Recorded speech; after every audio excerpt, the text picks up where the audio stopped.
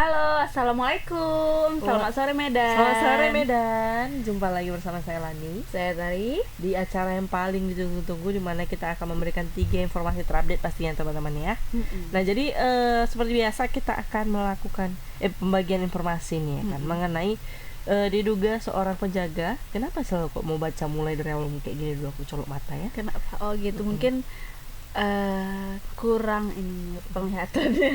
Iya kayaknya rasa ya, tapi kayaknya kita gelap kali di situ ya Dek ya. Mungkin karena kita efek pakai baju hitam. Oh iya, sesuai sama cuaca hari ini agak-agak Iya, gelap mendung. Biasanya ya. kalau misalnya gelap mendung itu sore kita memakai Aduh, lepas cepelonnya langsung. baju baju warna abu ya kan, lebih kelabu iya, gitu betul, ya kan. betul.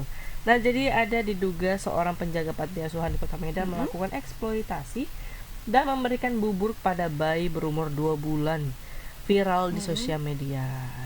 Nah, jadi panti asuhan tersebut bernama Yayasan Tuna Kasih Olayama Raya yang terletak di Jalan Pelita 4, nomor 63, Kelurahan Sidoarjo Barat 2, Kecamatan Medan Perjuangan. Oh, itu di Medan ya? Iya. Aku nggak tahu loh. Kan udah jelas Medan Perjuangan. Enggak, tadi maksudnya gitu. aku pikir itu kemarin di Jakarta gitu kan. Aku tahu juga. Oke. Jadi berdasarkan hal itu, Tribun Medan mengunjungi panti tersebut pada hari Rabu hari ini ya kan. Namun amatan Tribun Medan, panti asuhan tersebut dalam keadaan kosong. Kayaknya dia kena ban juga kan. Oh, dalam keadaan kosong, berarti anak-anaknya kemana semua? Sudah diungsikan mungkin. Oh gitu. Itulah ya kan, maksudnya ya mencari gift ya jangan begitu juga ya kan. Iya betul. Tapi kan dia bilang katanya bukan karena Apa? untuk mencari itu, Jadi katanya untuk gitu apa? kan. Dia hanya untuk menyapa, apa sih katanya? Untuk menyapa India, fans-fans dia mungkin ya kan. Sama juga ya kan. Nah, jadi di mana anak panti-panti asuhan itu sudah tidak ada lokasi, hanya ada pengasuh anak-anak dan pemilik panti asuhan. Jadi saat diwawancari, menurut pemilik panti asuhan Meliana Waru mengatakan sejak viralnya video tersebut, seluruh anak-anak panti asuhan telah dibawa ke dinas sosial dari malam katanya gitu. Oh, langsung diambil dinas sosial ya. Tapi memang mungkin ya kan, kan kalau orang dulu dia anaknya kalau misalnya masih lapar dikasih makan katanya Iya, gitu betul. kan. Lapar dikasih makan. Iya, makanya anaknya jadi nggak rewel gitu. Terus katanya badannya keras. Tapi kan itu kan juga ternyata kata dokter ya itu tidak boleh. Kalau bisa di atas 6 bulan ya kan Kak. Mulai dari 6 bulan kan? Iya, mulai dari Baru 6 bulan. empasi. Baru empasi. Gitu. Karena kalau di bawah 6 bulan takutnya Itu kayak nanti masih 2 bulan kan? Masih 2 bulan kan di bawah umurnya. 6 bulan. Iya, betul. Takutnya nanti terjadi bahaya juga ya sama anak tersebut. Iya, ya. dia juga belum pandai mencerna, Iya, benar. mengunyah, mengecap gitulah gitu. Ini ada videonya kali ya kan. Sebelum kita menggibah lagi lebih lanjut, silakan. Cekidot. Tidak. Oh, nggak ada video.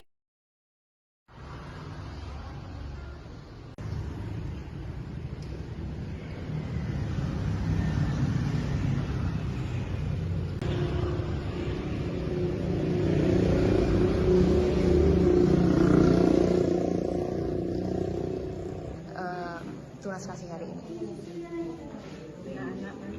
Terkait anak-anak panti selanjutnya akan diamankan di sentra bahagia Kementerian Sosial yang di Jalan Pancing. Di situ anak-anak akan mendapatkan pelayanan sosial sama seperti di panti-panti. Untuk selanjutnya akan kita asesmen dan kita telusuri keluarganya di mana. Bila ditemukan keluarganya akan diinformasikan dan akan dikembalikan, dipulangkan kepada orang tuanya. Karena anak-anak ini butuh pengasuhan terbaik adalah di tangan orang tuanya. Oke. Ibu, jika kondisinya nanti orang tua belum mampu untuk merawat anak-anaknya, ini seperti apa tindakan dari dinas sosial, langkah apa yang diambil oleh dinas sosial? Nah, selanjutnya kita lakukan asesmen terlebih dahulu. Apa penyebab mereka belum mampu memelihara anaknya, menjaga anaknya? Itu nanti akan kita tindak lanjuti sesuai dengan kewenangan yang ada. Kami akan laporkan, informasikan kepada pihak Dinas Provinsi Sumatera Utara selaku penyelenggara pelayanan sosial anak, pelayanan sosial di dalam dalam panti, kita akan koordinasi dengan pihak dinas sosial provinsi terkait hal ini. Ibu, terkait ini kan ada penutupan sementara terhadap panti. Nah, ini apakah artinya tidak ada izin operasional atau seperti apa? Karena seperti kita lihat di banner mungkin ada izin dari Kemenkumham seperti itu, Ibu. Seperti apa secara aturan panti ini seperti apa, Ibu? Perlu diketahui, Kemenkumham yang ditampilkan di sini itu bukan izin mendirikan panti, bukan izin operasional panti, tetapi melainkan hanya tanda daftar berdirinya yayasan yang bernama Tunas Kasih Olayama Raya. Jadi panti asuhan itu berdiri di bawah yayasan. Jadi panti asuhan yang mereka selenggarakan ini belum mendapatkan izin, belum mendapatkan tanda daftar. Jadi belum bisa beroperasi. Bapak mungkin dari forum panti sendiri ada yang ingin disampaikan Bapak terkait bagaimana tindakan yang akan diberikan dari forum panti Kota Medan sendiri seperti apa, Bapak? Baik, saya izin Pak Kadis dan Ibu Kabid, kami sudah berdiskusi panjang lebar sepanjang hari ini bahwa semua anak yang ada di sini akan kita bantu, dan kalaupun seperti yang disampaikan Ibu Kabid tadi tidak bisa dipulangkan ke orang tuanya karena satu dan lain hal, nanti kami dari forum panti Kota Medan akan siap menangani anak itu. Terima kasih, Pak. Nah, itu dia tentang yang ucapan dari dinas sosial ya, Kak, tanggapannya ya. Iya betul nih. Ini ada reporter kita, Mm-mm. ada Nisa. Mungkin kita lebih bisa bertanya lebih lengkapnya kepada Nisa. Nah, halo, selamat sore Nisa. Halo, selamat sore Kak Lani dan Kak Tari. Oke Dek, mengenai kejadian panti asuhan ini yang ramil lagi diperbincangkan ini kan, sempat viral juga nih Kak. Kalau boleh tahu Dek, gimana sih kronologinya sampai katanya tuh si suaminya ya, suami panti asuhan itu yang memberikan makan. Emangnya apakah itu sering dilakukan kepada anak-anak mungkin yang agak rewel ya kan? Nah, itu apakah sering dilakukan seperti itu kegiatannya nih? Silakan laporannya nih. Baik. Jadi memang tadi kita sempat wawancara dengan si pelaku yang juga sebagai suami dan istrinya dari pemilik panti asuhan ini, di mana kalau dari cerita sang istri bahwa kejadian ini mulai viral pada hari Minggu lalu, di mana itu sang suami sedang melakukan live pada waktu dini hari. Nah, di mana saat itu anak bayi yang baru 4 bulan itu menangis saat live berlangsung. Nah, sehingga banyak karena khawatir si bapak asuhnya tadi atau bapak pemilik panti asuhan ini, makanya tadi itu dia khawatir dan akhirnya dia memberikan bubur kepada si bayi ini. Nah, dari pengakuan sang istri bahwa sang istri ini mengetahui bahwa kalau empasi itu dilakukan kepada anak 6 bulan. Namun pada saat itu sang suami sedang jaga malam, tugas jaga malam di panti asuhan, dan saat itu istrinya sedang istirahat seperti itu.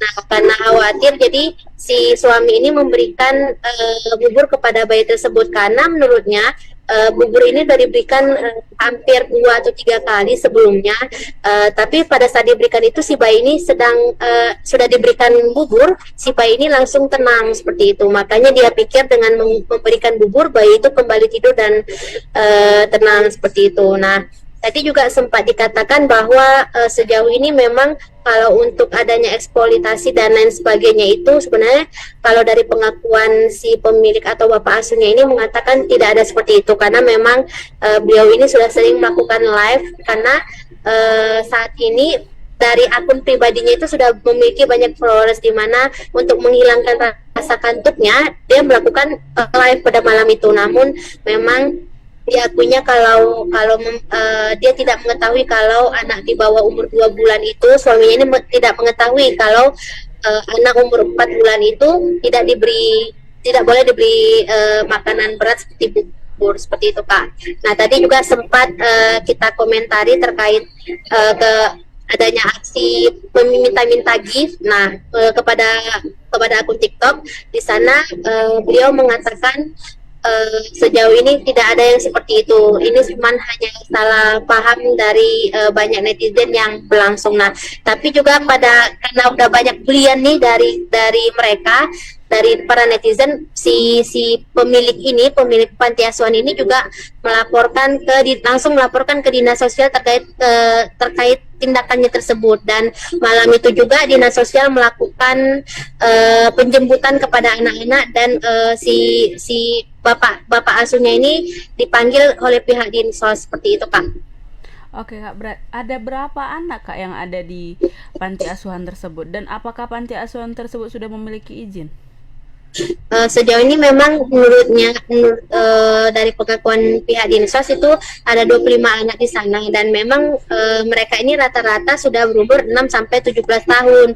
Tapi kalau untuk bayi mereka memang jarang, dan baru-baru ini saja menerima bayi tersebut. Makanya itu pengalaman dia untuk untuk memegang atau merawat bayi itu masih minim sekali. Nah, sejauh ini juga pihak dinsos sudah membawa anak-anak tersebut ke rumah panti sosial milik Kementerian Sosial, dan nantinya itu anak-anak akan dicari data-data orang tuanya. Apabila memungkinkan untuk dipulangkan akan dipulangkan, namun kalau memang tidak memungkinkan nanti pihak dinas sosial juga akan memberikan tempat panti yang baru, seperti itu Kak. Dan sejauh ini memang kalau dari pengakuan pihak dinas sosial untuk tempat perizinan itu belum ada, mereka belum memiliki izin, makanya saat ini panti asuhan tersebut tutup sementara Kak. Oke. Kalau misalnya untuk live-nya itu kan dia sering kenapa dia live-nya di dini hari? Kalau katanya tadi alasannya ngantuk ya kan. Tapi kenapa kalau misalnya untuk dampak positif ya kan Dek, bisa saja ya kan melakukannya di siang hari. Nah, tapi kan keterlanjutan sering jadinya malam hari, jadi kayak seperti lihat anak pasti kan banyak yang iba jadinya jatuhnya seperti itu. Nah, kira-kira ada nggak sanksi secara pribadi yang diberikan kepolisian kepada pemilik ini panti asuhan ini?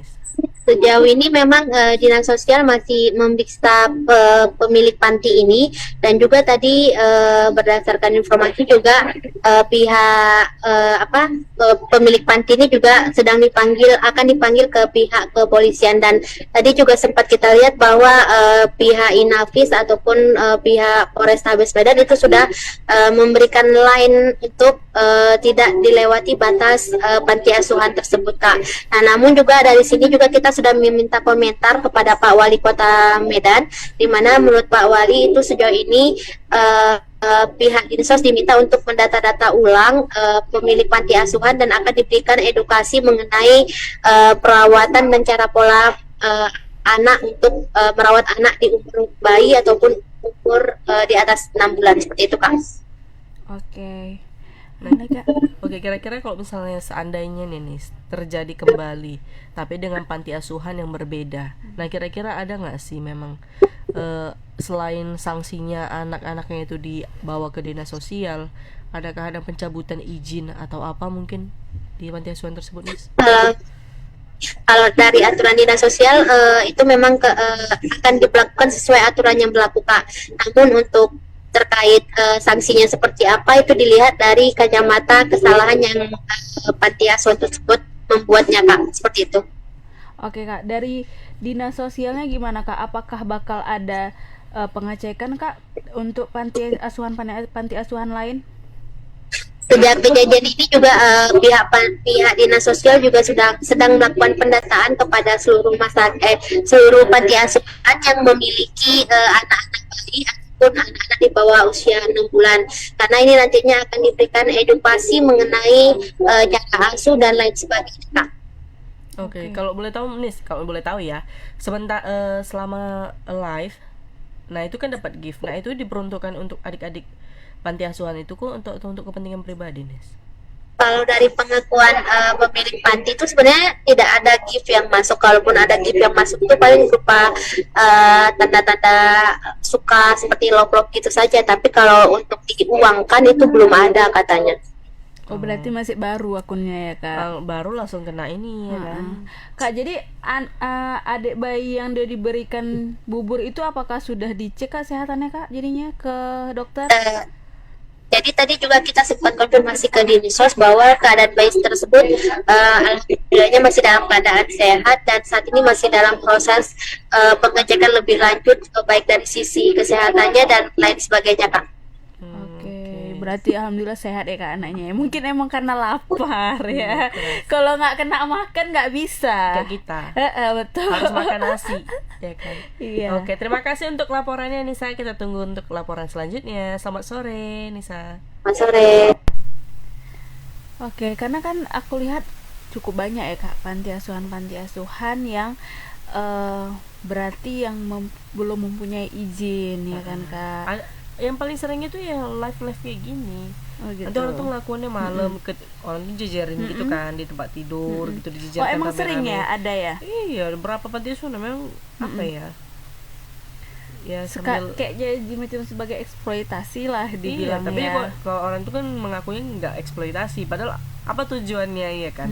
Kalau nggak memang untuk itu gitu. Iya, oke. Kalau memang Terus? kita mau ngasih pasti nggak melalui Benar. gift ya kan, pasti melalui ya langsung datang ya kan. Benar. Cuman ya itulah zaman sekarang. Kalau misalnya nggak viral, nggak dikenal kali ya kan. Betul, udah kayak gini kan, jadi kayak mungkin adik-adik panti asuhan itu mungkin yang sering dirawat sama yang udah deket sama yang ini, jadi ke dinas sosial ya kan, perkenalan lagi kan, kasihan juga kayak gitu jatuhnya jadinya gara-gara satu kesalahan ya kan. Iya, Penyesuaian betul. semua jadinya orang ini. Apalagi kan mungkin adik-adiknya itu udah nyaman ya kan udah sama menganggap keluarga semuanya, Iya, betul. kakak abang, adiknya. mungkin di dinsos juga karena banyak anak-anak ya kan, jadi takutnya nggak Apalagi tadi katanya kan kalau misalnya udah didata, baru cari panti asuhan lain. dicari panti asuhan lain kan pecah jadinya mereka kan. Mm-mm. Mestinya mereka udah senang-senang, happy, cuman ya gitulah, kita nggak bisa bilang juga ya kan. Iya Ya. benar. Itulah memang kalau bijaklah dalam memakai media sosial ini. Jadi kita juga harus hati-hati karena salah aja langsung kena ban, salah aja langsung viral ya kan Dek. Makanya serba salah lah sebenarnya. Makanya kita jangan minta gift kita nanti Dek. Kalau nggak Iya. ditarik di dinas sosial kita terus. Ya betul, kita dibawa ke dinas sosial Iya, nanti betul. kan. Kalian minta gift, kalian eksploitasi ini kita, apa operator kita Dek. Iya betul. Nanti kita salah jadinya. Jadi kasih lope aja, lope. Minta tap layar aja Iya, ya minta kan. lope aja banyak pokoknya. Apa sih itu operatornya deh? Bete. Oke, ini ada berita kedua nih. Jadi polisi menyimpulkan mahasiswi USU Mahira Dinabila yang ditemukan tewas pada 4 Mei lalu di kompleks Riviera akibat bunuh diri menggunakan racun potas atau cyanida, katanya. Jadi racunnya itu dibeli melalui aplikasi online ke toko yang ada di Bogor, Jawa Barat. Jauh kali udah beli itu ya. Sianida ya. Berarti Racunnya. di Bogor itu banyak sianida ya.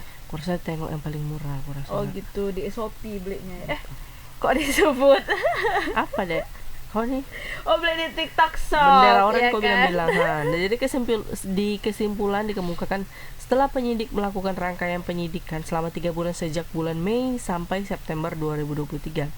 Jadi dari hasil penyelidikan dan kami juga sudah melaksanakan gelar perkara pada tanggal 14 September dengan kesimpulan hasil gelar perkara, dan kesimpulan ini juga diambil dari seluruh rangkaian hasil penyelidikan. Jadi kesimpulan adalah adik kita almarhum Mahira Dinabila meninggal karena bunuh diri, katanya gitu. Jadi Fatir mengemukakan ada 33 orang saksi diperiksanya, 5 diantaranya ahli toksikologi, ahli psikologi hingga ahli bahasa. Jadi dari penyelidikan racun dipesan pada 24 Maret 2023 dan dibayar melalui rekening virtual account bank swasta atas nama Mahira Dinabila. Berarti dia sendiri yang memang mau yang mau diambil ya. memesan. Tapi kenapa ya dia sampai bunuh diri ya dia? Mungkin Karena ini enggak bully-bulian itu. Iya, mungkin juga. Atau gara-gara skripsi, mana tahu ya. Mungkin juga, atau mungkin gara-gara pacar ya kan. Aduh, nggak Atau penting mungkin kali lah gara-gara itulah ya kan. Ya nggak penting kali gara-gara apa cewek-cewekan kalau kata mama awak ya kan. Iya kan. Ini ada Bang Freddy, tapi sebelum ke Bang Freddy kita saksikan videonya. Check it out. Mahira Dinabila yang ditemukan meninggal pada tanggal 4 Mei tahun 2023. Bukti bahwasanya ditemukan suatu barang yang kemudian sudah kita teliti secara ilmiah bahwa barang tersebut adalah jenis cyanida yang dengan nama jualnya adalah potas.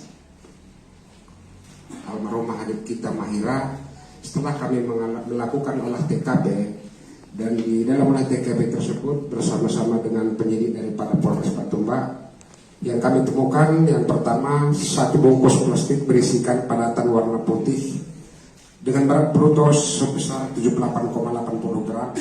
Selanjutnya disebut BB1. Kemudian yang kedua, satu buah gelas yang berisikan cairan warna coklat sebanyak 116 ml yang di dalamnya terdapat satu buah sendok makan. Kemudian yang ketiga, satu buah botol semprot warna hijau bertuliskan Baygon.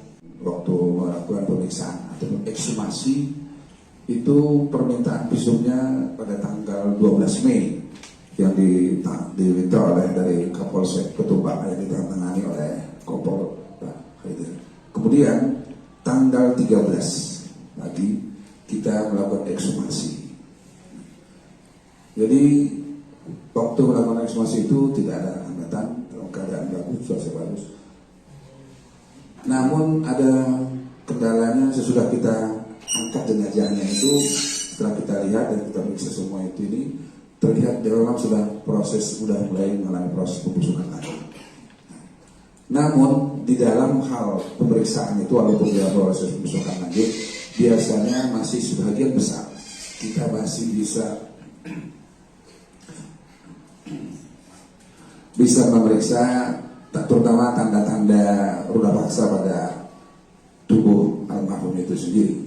Dan ternyata waktu kita lakukan pemeriksaan itu, sesudah kita periksa secara seksama, hal-hal yang berhubungan dengan ini, tanda-tanda kekerasan atau ruda paksa itu tidak kita temukan. Namun ada beberapa warna jaringan yang kita curigai, seperti di kepala, di leher dia agak hitam. Kemudian kita lakukan, dan pada tulang tengkoraknya juga kita ambil sampel untuk pemeriksaan patologi anatomi jaringan. Karena biasanya kalau misalnya secara makroskopis kurang pasti, itu biasanya tidak didukung oleh pemeriksaan patologi anatomi.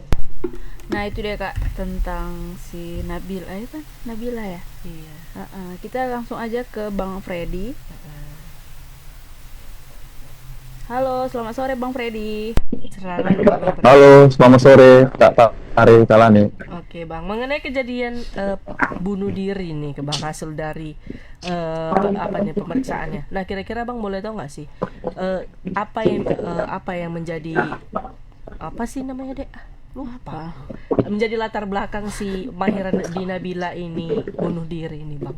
Kalau boleh tahu Ya, ya Kak Lani dan juga Kak Tari. Jadi memang polisi menyimpulkan penyebab kematian dari Mahira di Nabila ini adalah bunuh diri. Kemudian untuk motifnya itu adalah, kalau dari hasil pemeriksaan ahli psikologi forensik itu menyatakan bahwa motif bunuh dirinya ini karena Mahira ini juga tidak mendapatkan dukungan secara sosial oleh lingkungannya, di mana setelah ibu angkatnya itu meninggal dunia dan ayah angkatnya menikah lagi, dia mendapatkan keluarga baru, kemudian dia tidak lagi mendapatkan kasih sayang seperti apa yang dia dapat sebelum ibu angkatnya bernama Yuli itu meninggal dunia, sehingga dia rasa tidak disayang dan merasa tersisihkan lah itu dengan adanya anggota keluarga baru dari ayah angkatnya ini. Kemudian kata ahli psikologi, Mahira ini cenderung sebagai perempuan atau mahasiswi yang tertutup ya. Namun demikian dia termasuk dalam mahasiswi yang pintar, terutama juga religius dan juga memiliki tingkat intelijensi yang cukup tinggi karena dinilai mampu menyerap kosakata itu yang cukup baik, terutama di dalam surat dan catatan-catatan keynote yang ada di handphone si Mahira ini. Jadi itulah motifnya itu karena tidak mendapat dukungan sosial dari lingkungan sekitar, terutama keluarga. Oke Bang, jadi Bang, apa tanggapan dari keluarga si Mahirani ini Bang setelah adanya dari ahli forensik? Ya, keluarga sendiri sampai saat ini belum menerima surat penghentian penyidikan atau SP3 dan keluarga masih tidak mempercayai apa yang dinyatakan oleh Polrestabes Medan dan juga Polda Sumut dan juga beberapa saksi ahli. Jadi keluarga masih meyakini bahwa Mahira ini bukan tewas bunuh diri, melainkan ada dugaan mengarah dibunuh begitu. Jadi mereka tetap meminta agar polisi khususnya Polrestabes Medan itu mengautopsi ulang jenazah Mahira ini, karena mereka meyakini bahwa bukan bunuh diri yang menyebabkan Mahira itu meninggal. Karena apa? Karena keluarga juga katanya terakhir bertemu dengan Mahira itu antara tanggal 28 April itu kalau tidak salah. Sementara kematian Mahira itu disebutkan oleh dokter forensik itu 20 hari, terhitung 20 hari dari tanggal 13 begitu. Oke Bang, dari keluarga si Mahira ini Bang, apakah si Mahira ini pernah nggak sih cerita tentang masalahnya gitu Bang sama keluarganya? Ya, jadi ahli psikologi forensik ini mengatakan bahwa Mahira ini adalah anak yang tertutup begitu, dan itu tadi makanya tidak ada cerita pada siapapun, dan beberapa curhatan dia juga ditemukan itu di handphonenya begitu. Kemudian hasil browsing yang dimana dia mencari beberapa dokumentasi ya untuk tentang bunuh diri, kemudian postingan-postingan yang dianggap religius tentang apakah seseorang yang bunuh diri itu kekal di neraka, kemudian isi hatinya dicatatkan ada di handphonenya. Kemudian juga dari surat wasiat yang ditemukan di rumah saat Mahira itu ditemukan tewas juga gitu. Jadi ada ungkapan-ungkapan kekecewaan dia yang ditulis tangan begitu, dan itu pun surat wasiat itu setelah diteliti melalui laboratorium forensik itu identik dengan berapa dokumen milik Mahira, terutama khususnya buku kuliah dan lembar ujian ya yang ditulis tangan oleh Mahira gitu kan. Oke, Bang, kalau boleh tahu pada saat kejadian ketika dia mungkin meminum dari racun cyanidanya itu, apakah langsung meninggal gitu, atau mungkin ada jeritan gitu kan, mungkin kesakitan dulu gitu Bang, atau gimana prosesnya Bang? Kalau keterangan dari ahli toksikologi atau ahli racun itu, ini kan cyanida. Jadi cyanida itu cara kerjanya itu paling lama sekitar 5 menit dan paling cepat itu sekitar 2 menit. Jadi begitu diminum itu langsung bereaksi begitu. Jadi tidak cukup lama, dan saat dia meminum racun itu, saat itu posisi dia sedang sendirian gitu. Jadi tidak ada orang lain gitu. Jadi proses cyanida ini sangat cepat. Seperti yang kita ketahui juga, cyanida ini adalah racun yang membunuh Mirna Solihin, dan kita lihat bahwa reaksinya itu sangat cepat begitu. Kemudian akibat racun ini juga kata ahli itu menimbulkan bekas seperti terbakar ya pada wajah dan tubuh Mahira itu, karena kata ahli itu ketika dia meminum dia tergeletak, kemudian mulutnya itu memuntahkan buih itu kan mengandung racun, kemudian mengenai wajahnya dan kepalanya. Itulah yang membuat bagian wajah Mahira itu gosong seperti terbakar, karena memang di awal itu kan banyak kecurigaan apakah dia mati bunuh diri atau mati karena dibunuh atau dibakar seperti apa, karena kan kondisi jenazahnya kita lihat cukup memprihatinkan karena gosong seperti dibakar gitu. Oke Bang, dari hasil otopsinya Bang, apakah emang kan ini ke keluarga kan mikirnya dia itu dibunuh gitu kan Bang, apakah di hasil otopsi itu ada nggak sih Bang yang bekas-bekas lebam atau luka gitu Bang?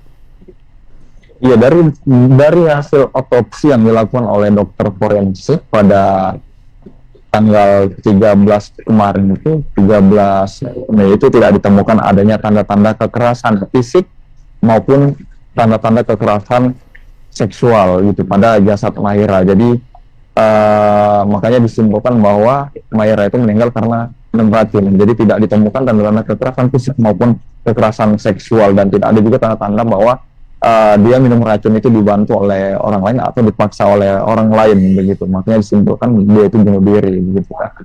Bang, kalau misalnya dari elemen genggamnya mungkin sendiri, ada nggak sih chat-chat dengan keluarga mungkin yang berantem atau mungkin salah satu dengan teman gitu, ada nggak dari historinya Bang? Nah, sejauh ini itu tidak diungkap oleh polisi, jadi polisi hanya memahami, meneliti secara psikologis melalui catatan-catatan dan postingan-postingan media sosial Mahira yang dinilai cukup religius ya, mengenai bunuh diri dan sebagainya begitu. Karena memang dari surat wasiatnya itu dia juga seperti mengalami tekanan, di mana dia merasa jika pendidikannya itu terancam putus karena saat itu ayah angkatnya itu pergi dengan istri barunya dan anaknya gitu ya, dan hanya meninggalkan uang 100.000 yang kemudian itu juga ditulis di dalam surat itu bahwa selama ditinggal itu dia makan mie instan begitu. Oke, jadi Bang, apa tanggapan dari ayahnya Bang setelah adanya kasus ini Bang?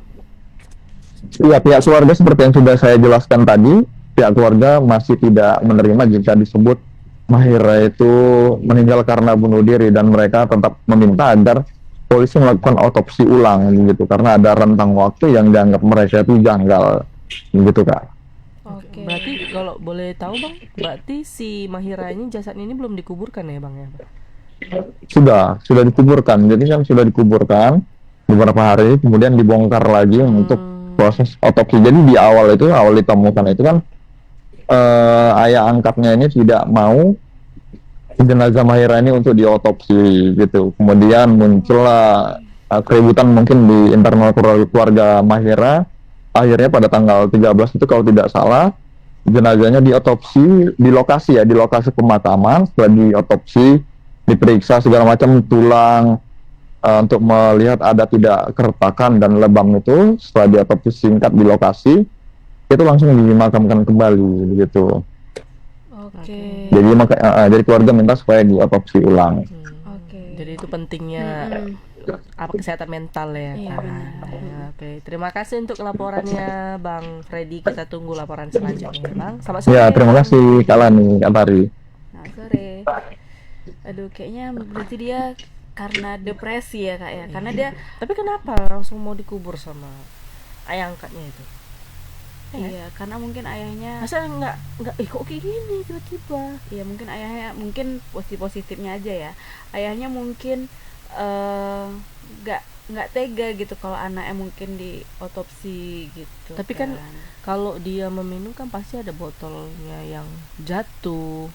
Iya, memang kan kata Bang Freddy nggak ada paksaan, berarti dia minum sendiri. Iya, Mungkin enggak, di maksudnya situ. kenapa enggak? Mungkin ada di situ. Kok minum ini? Kok enggak gitu kok? Dibiarkan gitu aja, dikubur kan dibongkar lagi jadi 2 kali kan. Itulah ya, memang pentingnya menjaga kesehatan mental health ya, kan? mental Iya. health. Kayak sekarang banyak kali orang yang, ya tapi mungkin dia juga kan Kak depresi itu karena dia akan seperti katanya mau putus kuliah ya, karena setelah mamanya Terus dia makan Indomie meninggal, aja, terus makan dia mie instan aja. ditinggal sama ayah angkatnya gitu kan, sama istri barunya, dan cuma ditinggalin uang 100.000. Dan dia pasti mikir kayak mana aku mau kuliah, biaya kuliah mahal gitu kan, padahal dia juga orang yang berprestasi ya. Aduh, kayak kasihan juga ya kan Pak. Tapi sebenarnya itulah ya kan, kalau kita nggak bisa cerita ya payah juga ya kan. Benar. Kita orang yang tertutup, introvert ya kan, sedangkan mental kita pun juga butuh ini ya kan, cari jalan keluar kayak mana. Cuman itulah, jadi nggak usah kuliah lah di kerjaan aja pun sering kayak gitu ya. Iya kan? Nggak tahu kalau itu. Sering lah itu terjadi. Mental Pokoknya health ya. rajin-rajin ini aja lah ya kan. Sholat ya kan deh, kita sholat. Habis itu tapi si Mahira ini juga anak yang ini kan. Iya, yang rajin. religius Kan. religius Religius memang betul. Oh iya. Religius Iya, ya religius kan. Nah, gitu. itu harus seimbang pokoknya semua itu ya kan. Memang kalau satu lagi memang harus ada uang ya kan. Iya betul. Kalau kata orang uang bukan segalanya, tapi memang sesuatu Memang butuh uang itu menurut aku uang adalah segalanya.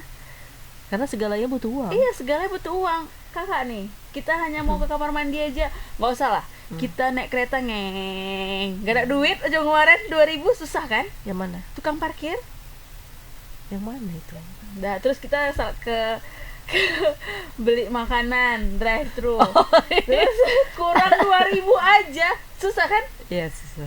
Nah, makanya semua itu butuh duit, Iya, Kak. makanya gaya hidup gue sebanyak kali kalau kata Gua orang. usah drive thru ya kan. Iya. Goreng aja ya sendiri deh, itu dia Iya kan. betul. Gak usah sosokan. Untung bisa ini. Heeh. Udah lah, kuota pun gak ada. Untung ada wifi ya kan. Memang Ya tragis sekali kalau ampun. kejadian itu ya kan. Mungkin Ya. itulah yang membuat si Mahira ini buntu deh. Iya betul. Dan terakhir mungkin ngambil jalan pintas ya kan. Iya. Dicari-carinya di Google, cari-cari tahu. Kita dia. aja hanya hal yang kayak gitu paniknya luar biasa kan. Apalagi Kan nggak mungkin nggak mungkin gitu iya ya kan. kan. Tapi yang pesan yang mahal pula ya kan. untung gak kasihan yang jualan Ya, itu untung kan. nggak ditabrakkan dari sama mobil dari belakang gitu ya kan. Ditengok kita selingat ya kan. Itulah ya kan. Makanya perlunya menjaga kesehatan mental. Iya benar. Memang uang sih perlu juga ya kan, Dek. Nah, Apa tuh? ini ada berita ketiga tentang si Pena Melinda lagi nih. Kok itu lagi? Apa sindir-sindiran sama mantan suaminya itu deh? Kita baca aja dulu ya. Jadi Vena Melinda belakangan ini membahas kemungkinan dirinya kembali menikah untuk ketiga kali, meski belum lama cerai dengan Ferry Irawan. Bagi Vena Melinda, insiden kekerasan dalam rumah tangga atau KDRT yang dialaminya beberapa waktu lalu justru menjadikannya pribadi yang lebih bersyukur. Pengakuan itu diungkapkan Vena Melinda saat berbincang dengan Melanie Ricardo. Mulanya, Vena ditanya oleh Melanie terkait niatnya menikah lagi. Masih ada rasa ingin menikah lagi nggak saat ini? Tanya Melanie. Dikutip dari YouTube Melanie Ricardo, Rabu 20 September 2023. Kalau aku sekarang doanya, ya Allah, kalau memang saya masih ada di dunia ini, berikanlah saya yang ini. Aku punya panjang sekali daftarnya, jawab si Vena. Banyak ya maunya ya kak. Jadi source-nya apa ya? Seharusnya itu jadi pelajaran ya untuk dia. Tapi dia menjadikan itu syukur, ya kan? Mungkin bersyukur jadi dia bisa terlepas dari si Ferry Irawan gitu kali ya. Tapi jadi apa ya? Sindir-sindiran orang itu di apa namanya, media sosial. Di akun TikToknya masing-masing. Oh gitu. Namun dirinya pasrah apabila tak lagi diberikan jodoh di dunia. Tapi kalau memang bukan kehendak Allah, mungkin di surganya Allah aja, lanjutnya. Vena mengatakan insiden KDRT yang dialaminya membawanya lebih dekat kepada Tuhan. Karena aku benar-benar sekarang dengan peristiwa ini aku bersyukur karena aku makin dekat sama Allah. Dan aku terus memaksakan untuk ibadahku ditingkatkan. Tukas ibu 3 anak ini. Dulu aku dikasih semua, kadang-kadang mungkin keimanan aku tidak seperti ini. Di saat seperti ini aku merasakan kehadiran Allah sangat dekat sekali, jelasnya. Karena kalau nggak dekat sama Allah, mungkin penampilanku nggak akan begini, pasti akan lebih depresi, tandasnya lagi. Nah, ini kembali lagi ke mental health ya kak ya. Kayak sekarang banyak kali orang yang depresi, padahal dia ini apa sih dibilang ya, berlebih ya kan kak keuangannya. Berarti benar juga kak, uang bukanlah segalanya. Betul. Ya kan. Tapi uang emang segalanya butuh uang gitu juga. Terus Ferry sudah punya kekasih baru. Berbeda dengan Vena Melinda, aktor Ferry Irawan akui sudah punya kekasih baru. Masih ada yang mau sama dia kak, nanti digebuin ya kan. kurasa belum ini kemarin belum pas ya kan, ini nyari lagi makanya. Iya, sama kayak si Bilar ya kan, masih mau lagi nya. Iya betul, tapi kan bertahan. Iya, tapi anaknya suka nabok loh kak. Yang mana? Anak siapa? Anaknya si Leslar itu, siapa namanya? Si Abang L. Kurasa karena masih kecil. Iya, mungkin entah, kalau kata netizen turunan. Oh iya kan, karena suka nabok.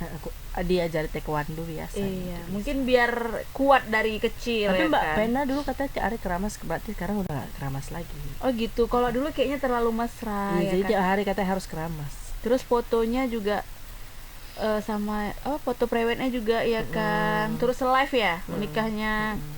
Aduh pokoknya keren deh. Tapi ini ada videonya nggak ya? Ada videonya nggak nih? Oh nggak ada. Lanjut lah deh kalau Yaudah, gitu. dikutip dari YouTube Was-Was Selasa 19 September 2023, Ferry Irawan mengaku dirinya sudah move on dengan permasalahan yang dihadapinya sebelumnya. Menurutnya ia harus melanjutkan kehidupannya yang baru meski rumah tangganya dengan Vena Melinda berakhir perpisahan. Tapi kayaknya kan istri pertamanya si Vena itu kan istri pertama si Ferry kan juga pernah bilang kan Kak, bahwasanya si Ferry Irawan ini memang tukang kebuin kan ke DRT, ya kan, gitu ya. Jadi insya Allah move on, karena hidup kan harus terus berjalan, nggak boleh stuck di satu titik. Buat saya yang jadi harus move on, kata si Ferry kan. Diakuinya kini dirinya sudah membuka hatinya kembali untuk wanita lain. Ferry pun mengaku sudah mempunyai kekasih hati yang baru. Ia mengatakan wanita tersebut bukan dari kalangan artis, politisi maupun pengusaha. Bukan sih, dari kalangan biasa aja, ada fotonya kok, nantilah dipublish katanya. Saat ditanya kapok atau tidaknya memiliki pasangan dari kalangan artis, Ferry merasa tidak kapok. Ia menuturkan bahwa masa lalunya tak boleh untuk disesali. Apapun permasalahan yang ia hadapi, kata Ferry, dijadikan sebagai pembelajaran hidup. Tidak boleh kapok dengan satu hal. Apapun yang sudah lewat kita jadikan pembelajaran, tuturnya. Lebih lanjut, saat ini Ferry Irawan lebih untuk meminta restu kepada orang tuanya.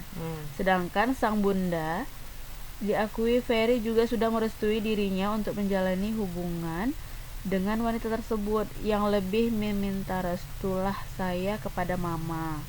Sejauh ini sih udah direstui katanya. Kendati demikian, persoalan jodoh, Ferry Irawan mengaku menyerahkan semuanya kepada Tuhan. Ya kita lihat aja nanti, ya mungkin dipertemukan Allah, tandasnya. Gitu, close.